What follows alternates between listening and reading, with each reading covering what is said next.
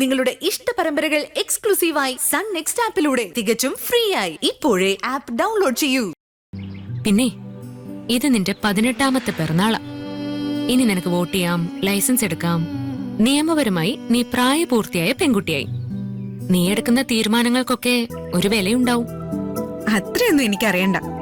ആദ്യം തന്നെ ലൈസൻസ് എടുക്കണം. വാ.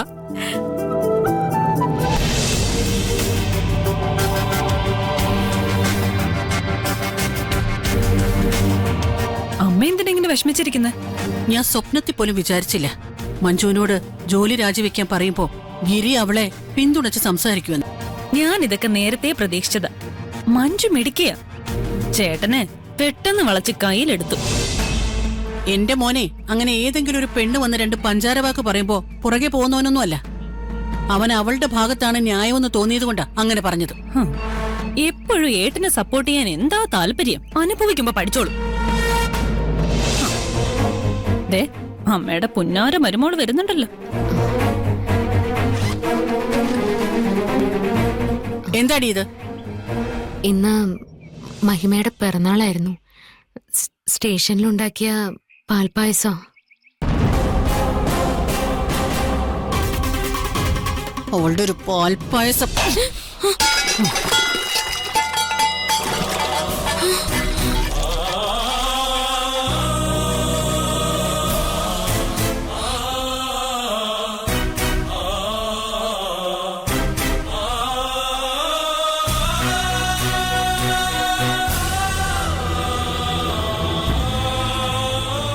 ആ നശിച്ച സ്ഥലത്തുണ്ടാക്കിയ പാൽപ്പായസം നിനക്ക് ഞങ്ങളെ കൊണ്ട് തീറ്റിക്കണം അല്ലേ? ഇതുണ്ടാക്കിയതിന്റെ തൊട്ടടുത്ത് കിടന്ന എന്റെ ശങ്കരേട്ടൻ അവസാനത്തെ ശ്വാസം എടുത്തത്. ഇതിൽ വിഷം കലക്കി ഞങ്ങളെ നീ കൊല്ലാൻ നോക്കില്ലെന്ന് ആര് കണ്ടു? അമ്മ എന്നെ ഇങ്ങനെ സംശയിക്കല്ലേ.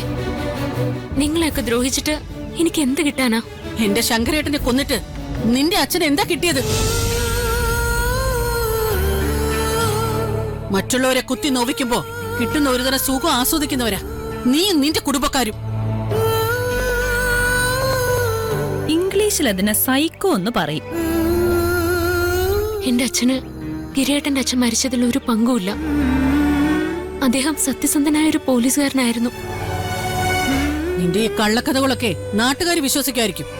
പക്ഷേ ഈ വീട്ടിലുള്ളവർക്ക് സത്യങ്ങളൊക്കെ അറിയാം. നാട്ടുകാരുടെ മുന്നിൽ മാന്യനായിട്ട് അഭിനയിച്ച ആട്ടിൻതോലിട്ട ചെന്നായിരുന്നു നിന്റെ അച്ഛൻ. അയാളുടെ മകളല്ലേ നീ? നിന്നെ കണ്ണടച്ച് വിശ്വസിക്കാനും മാത്രം ബുദ്ധിയില്ലാത്തവരല്ല ഈ വീട്ടിലുള്ളവര്. ഞാൻ എന്ത് ചെയ്താലാ അമ്മയ്ക്ക് എന്നെ വിശ്വാസം വരിക? അതിനുള്ള വഴി ഞാൻ നിനക്ക് കാണിച്ചു തന്നതല്ലേ? ജോലി രാജിവെച്ച് ഈ വീട്ടിലെ മരുമകളായിട്ട് ജീവിക്കാൻ. അപ്പൊ നിനക്കത് പറ്റില്ല. എന്നെ ധിക്കരിച്ച് നിനക്ക് ഈ വീട്ടിൽ കഴിയാൻ പറ്റുമെന്ന് നീ കരുതിയെങ്കിൽ അവിടെ നിനക്ക് തെറ്റി. ഇതെന്റെ വീടാ. ഇവിടെ ഞാൻ പറയുന്നതേ നടക്കൂ.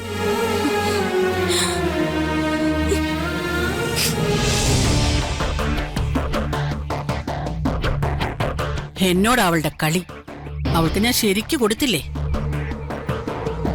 അതൊക്കെ ശരി തന്നെ. ഗിരീട്ടൻ ഇതിനെ കുറിച്ച് അറിഞ്ഞ എങ്ങനെ പ്രതികരിക്കുമോ? അവനെന്ത് പ്രതികരിക്കാനാ? ഞാൻ ചെയ്തത് നന്നായെന്നേ പറയൂ. അങ്ങനെ ഉറപ്പിക്കൊന്നും വേണ്ട. അവളുടെ വക ഒരു കരച്ചിലും പരാതി പറച്ചിലും കഴിഞ്ഞിട്ടാണ് ഗിരിയേട്ടൻ വരുന്നതെങ്കിൽ അവളോട് ദേഷ്യപ്പെട്ടതിനെ അമ്മയെ ചീത്ത വിളിക്കും. ഏയ്, ഗിരി എന്നോട് മോശമായിട്ട് സംസാരിക്കാനോ? നടക്കുന്ന കാര്യമല്ലോ പറമോളെ. ഇങ്ങനെ അമിതമായ ആത്മവിശ്വാസം കൊണ്ട് നടന്നാലേ അവസാനം ഒരുപാട് ദുഃഖിക്കേണ്ടി വരും. ഗിരിയേട്ടന്റെയും മഞ്ജുവിന്റെയും ചിന്താഗതി ഒരുപോലെയാ. ഗോപാൽജിയുടെ സ്വർണം തിരിച്ചു കൊടുത്ത വിഷയത്തിലും ജോലിയുടെ കാര്യത്തിലും ഒക്കെ നമ്മളത് കണ്ടതല്ലേ. മഞ്ജുവിനെ വെറുതെ വഴക്ക് പറഞ്ഞത് മോശമായി പോയെന്നും അവൾ ആർക്കും വിഷം കലക്കി തരില്ലെന്നും ഗിരിയേട്ടൻ പറഞ്ഞ അമ്മ എന്ത് ചെയ്യും?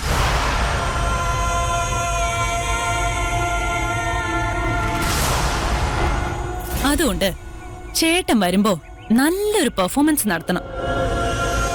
തെറ്റു മുഴുവൻ അവളുടെ ഭാഗത്താണെന്ന് വരുത്തി തീർക്കണം. എന്താ ചെയ്യേണ്ടെന്ന് ഞാൻ പറഞ്ഞുതരാം. അമ്മ അതുപോലെ അങ്ങ് ചെയ്താ മതി.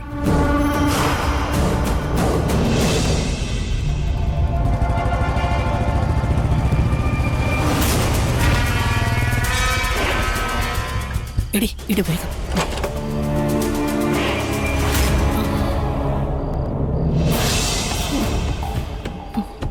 എന്തോ അമ്മേ?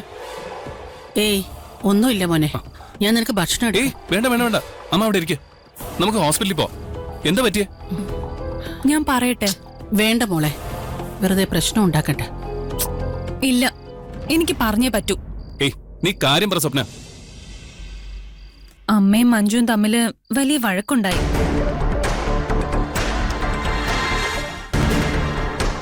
അവള് സ്റ്റേഷനിലുണ്ടാക്കിയ പായസമായി വീട്ടിലേക്ക് വന്നു.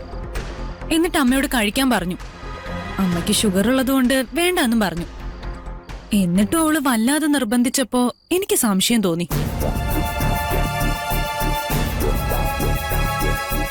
ഞാൻ മഞ്ജുവിനോട് പായസം വേണ്ടെന്ന് തീർത്ത് പറഞ്ഞു. അപ്പൊ അവക്ക് ദേഷ്യം വന്നു. അവള് ആ പാത്രം എടുത്ത് നിലത്തൊരൊറ്റ ഏറായിരുന്നു. അത് അമ്മയുടെ കാലില് കൊണ്ടു. സാരമില്ല മോനെ, അവൾക്ക് അറിയാതെ പറ്റിയതാവും. അറിയാതെ ഒന്നും അല്ല, മനഃപൂർവ്വം തന്നെയാ. അവള് പോലീസാണല്ലോ, അതുകൊണ്ട് ആർക്കും തൊടാൻ പറ്റില്ലെന്ന് അവക്കറിയാം. അതിന്റെ ജാട കാണിച്ചതാ. എന്റെ അമ്മയെ വേദനിപ്പിച്ചിട്ട് അവൾക്ക് ഈ വീട്ടിൽ സമാധാനത്തോടെ കഴിയാന്ന് അവൾ കരുതിയെങ്കിൽ അവൾക്ക് തെറ്റി. മോനെ, ഈ പ്രശ്നത്തിനൊന്നും പോകണ്ട. എനിക്ക് പറ്റാനുള്ളത് പറ്റി, ഞാനത് വിട്ടുകളഞ്ഞോളാം. എനിക്കത് വിട്ടുകളയാൻ പറ്റില്ല.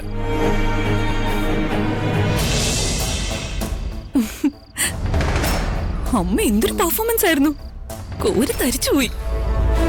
എന്റെ മോനെ, എന്ത് പറഞ്ഞാലാണ് ദേഷ്യം വരുന്നതെന്ന് എനിക്ക് നന്നായിട്ട് അറിയാം. എന്തായാലും സംഗതി ഏറ്റിട്ടുണ്ട്. ഇന്ന് മഞ്ജുവിന്റെ കാര്യത്തില് ഗിരീട്ടനൊരു തീരുമാനം എടുക്കും.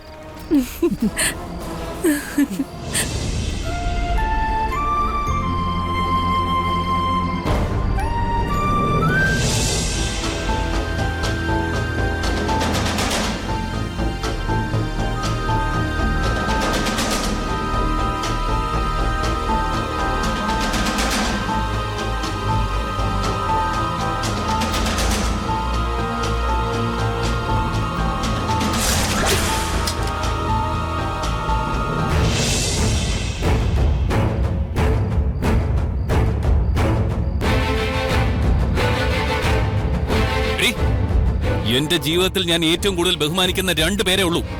ഒന്ന് ഗോപാൽജിയും പിന്നെ എന്റെ അമ്മയും. ഇവര് 2 പേരെ നീ അപമാനിച്ചു.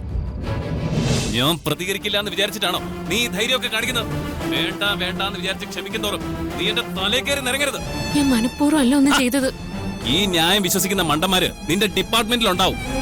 എന്റെ വീട്ടിൽ അങ്ങനെ ആരുമില്ല. നീ കരുതി കൂട്ടി തന്നെയാ ഗോപാൽജി അപമാനിച്ചത്. ഇന്ന് നീ എന്റെ അമ്മയോട് ചെയ്തതും നിന്റെ മനസ്സിൽ പകയുള്ളതുകൊണ്ട് തന്നെയാ. ഞാൻ ജീവനോടെ ഇരിക്കുമ്പോ എന്റെ അമ്മയെ ഒരാളും വേദനിപ്പിക്കാൻ ധൈര്യം കാണിക്കില്ലെന്നാ ഞാൻ കരുതിയിരുന്നത്. നീ ആ ധാരണ തെറ്റിച്ചു. നീ കൊണ്ടുവന്ന പായസം കഴിച്ചില്ലെങ്കിൽ നീ എന്റെ അമ്മയെ ഉപദ്രവിക്കലടി. ഞാൻ അമ്മയെ ഉപദ്രവിച്ചെന്നോ? എന്റെ അമ്മയ്ക്ക് ഷുഗർ ഉണ്ടെന്ന് അറിയാവുന്നോണ്ടല്ലേ നീ അമ്മയെ പായസം കുടിക്കാൻ നിർബന്ധിച്ചത്? എനിക്ക് അമ്മയുടെ ആരോഗ്യ പ്രശ്നത്തെ കുറിച്ചൊന്നും അറിയില്ല ഗിരിയേട്ടാ.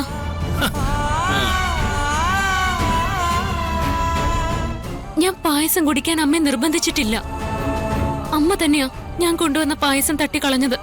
എടി, ഇത്രയൊക്കെ ദ്രോഹം നീ എന്റെ കുടുംബത്തോട് ചെയ്തിട്ടും ഞാൻ നിന്നെ വിശ്വസിക്കുമെന്ന് നീ കരുതുന്നുണ്ടോ? നിന്റെ അച്ഛനെ പോലെ ആയിരിക്കില്ല നീയെന്ന് ഒരു നിമിഷം ഞാൻ ചിന്തിച്ചു. എനിക്ക് തെറ്റുപറ്റി. എടി, കാക്കിയിട്ടവരൊക്കെ ഒരുപോലെ തന്നെയാ. ഗിരിയേട്ടൻ, ഞാൻ ഇനി ഒരു അക്ഷരം നീ മിണ്ടിപ്പോരുത്. സ്വപ്നയെ കൂടെ വിളിച്ചോണ്ട് വരാം, അവളെ കൂടെ കേക്കട്ടെ. അതോടെ നിന്റെ തോന്നിയാസം ഞാൻ നിർത്തും. ഗിരിയേട്ടൻ, ഞാൻ മിണ്ടരുതെന്ന് പറഞ്ഞ മനസ്സിലാവില്ലടി നിന്നെ.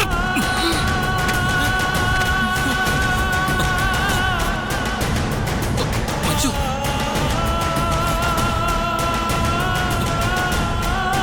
മഞ്ജു, മഞ്ജു എന്താ പറ്റിയത്?